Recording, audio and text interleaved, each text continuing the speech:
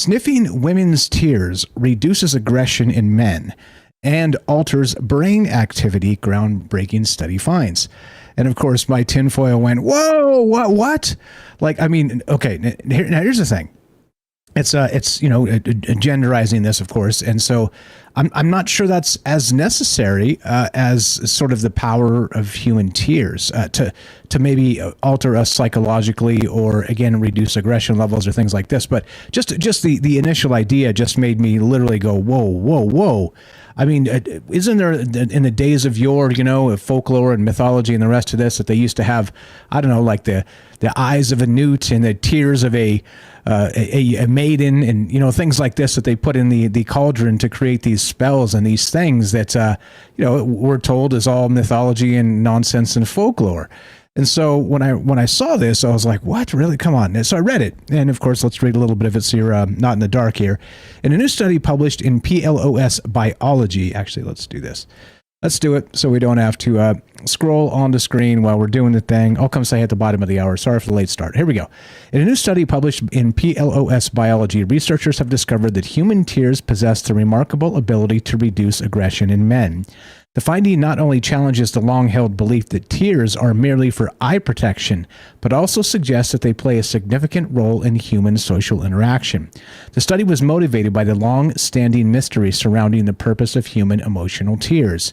While Charles Darwin once thought weeping to be an incidental result of evolution, more recent research has indicated that tears could serve as a form of social chemosignaling. Chemical signaling, chemosignaling, I guess is what they're going for there. I'm not sure that's a real word, but I'm not the arbiter of that either. But so chemosignaling, a way of conveying chemical signals between individuals.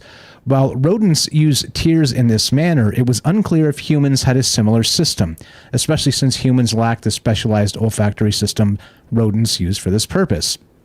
The researchers conducted a series of 3 experiments to investigate the potential role of human tears in conveying social chemical signals, particularly focusing on their impact on male aggression. These experiments were designed to explore different aspects of this phenomenon, from behavioral responses to the activation of specific olfactory receptors, and finally to the brain's response to these signals. But back to this, sniffing women's tears reduces aggression in men. Now, so many strange things about this because, we talked about sort of the chemical elements or alchemical elements of spell components, right? And we've talked about this in the past in many, many, many different ways through somatics. And again, this is all Dungeons and Dragons knowledge, like I said, which is based on other things. It's based on older wisdom and older knowledge.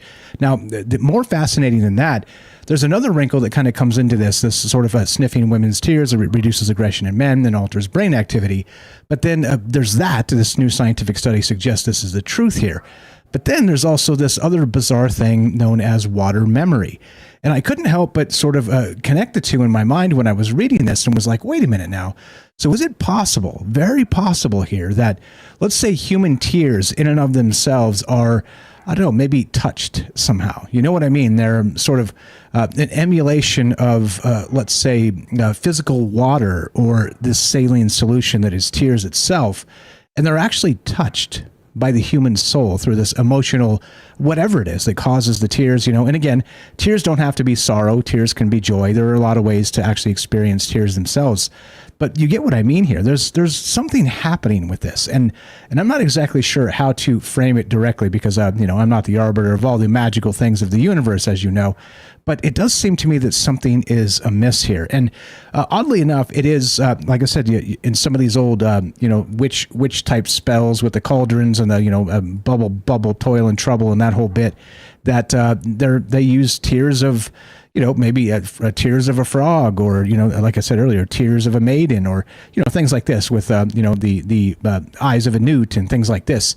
But I got to wonder if there is some sort of a touched essence within the saline chemical that are tears themselves. And that's what's really on my mind tonight. Sorry for the late start. Sorry for my dog is still freaking out. I don't know what her deal is.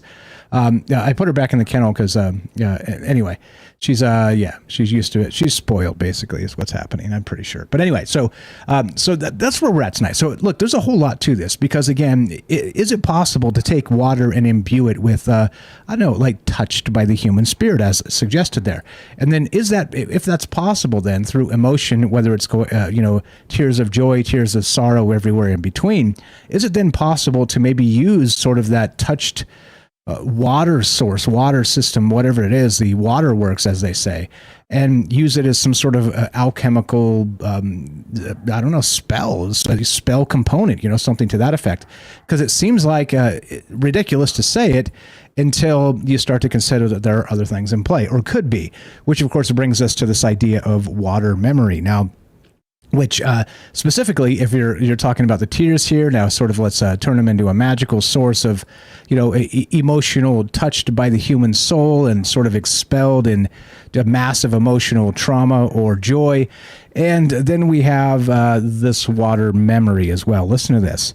So water memory is the purported ability of water to retain a memory of substances previously dissolved in it, even after an arbitrary number of serial dilutions. It has been claimed to be a mechanism by which homeopathic remedies work, even when they are diluted to the point where no molecule of the original substance remains, but there is no evidence for it.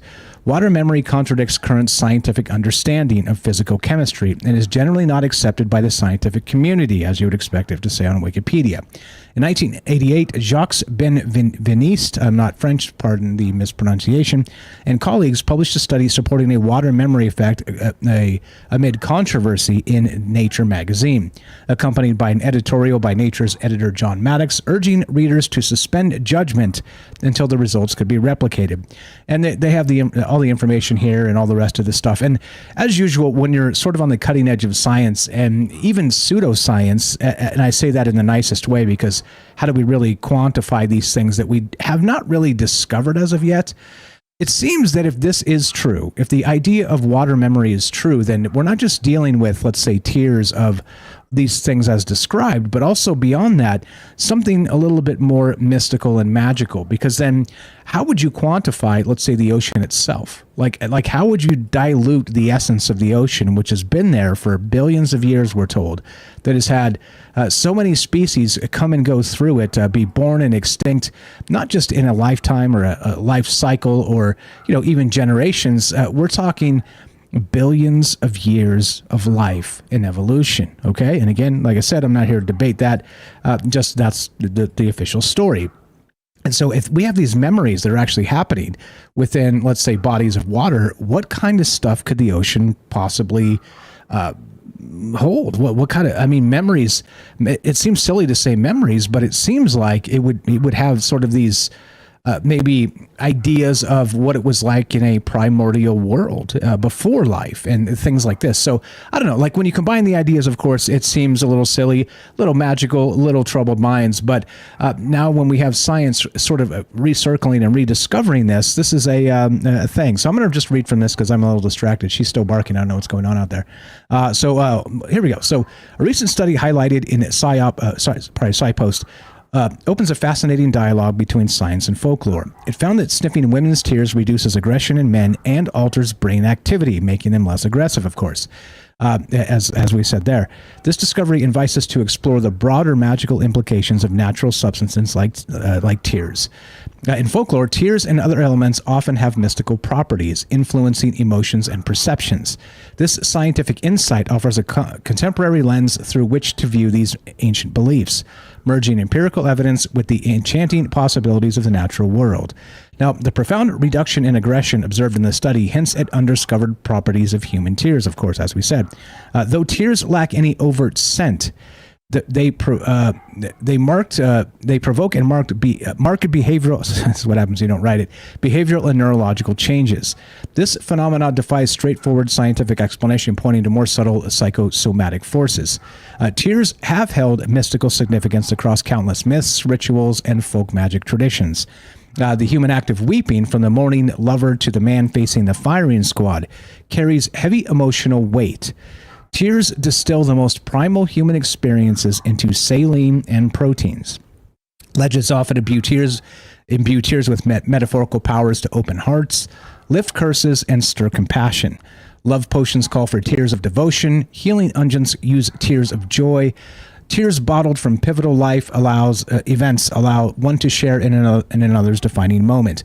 And so that's really becomes a thing here. So there are different types of tears that maybe are, since this is just sort of in its infancy, this study, I do wonder if tears of joy do something different, or tears of, like let's say you've worked for your entire life and finally achieved the moment, and just the unbelievable amount of joy in the tears is life-changing, like altering your entire life in a moment, sort of being shed from the human soul to this saline protein solution that we know as tears. It seems like maybe that rare chemical element might be poignant in a lot of ways. And if we're just getting this study that's just came out just a couple days ago, links in the description down below if you want to check it out.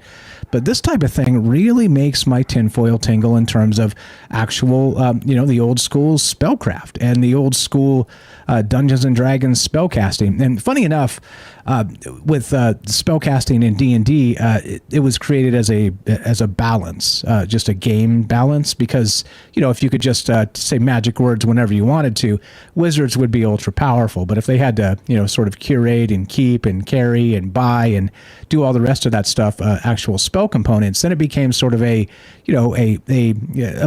game balance. So they just weren't OP, as they say, overpowered. But anyway, that's a different thing entirely. But it is wild that this is not. It's not a new thing. The idea of using tears as some sort of magical component or magical element. It's an idea that goes back thousands of years, but not just tears of people though.